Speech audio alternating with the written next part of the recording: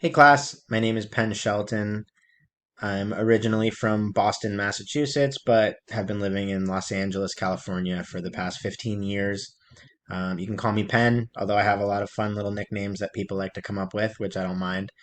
Um, in my work, I work in the substance abuse treatment industry, and also work with co-occurring mental health.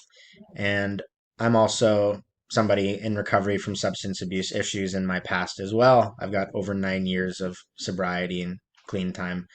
So in my own recovery, I worked the 12 steps and had an experience with that I identify as connecting with a higher power and implementing spiritual principles into my daily life, including prayer and meditation. And in the time before my recovery, I was not a very spiritual person, philosophical maybe, but not super spiritual in nature or lifestyle, obvious for obvious reasons.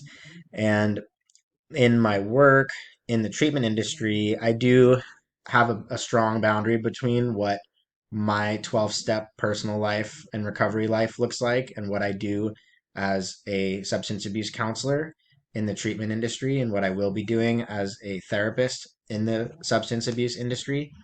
But um, talk of 12-step lifestyle stuff comes up with clients. Clients like to process where they're at in the steps and what their experience with their own concept of God or spirituality looks like, how to implement prayer and meditation and other practices like yoga into their life and spiritual life. So, in my industry in particular, I think talk of spirituality does come up often. So, I'm not alien to it. I'm not new to discussions of spirituality with clients. Also, when I'm meeting with clients and discussing their personal life, doing a biopsychosocial, there's usually some questions about any religious or spiritual upbringing and their background. So it does during an intake become part of the conversation and appropriately implemented into their treatment per their preferences and needs. Kind of like the SNAP thing, strengths, needs, assessment, and preferences, I think. So yeah, it's not new to me.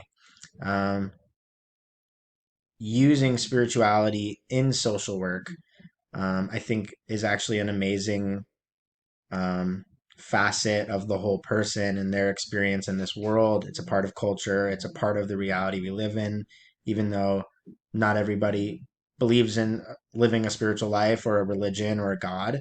And that's part of their own culture and their own profile, and that's totally acceptable.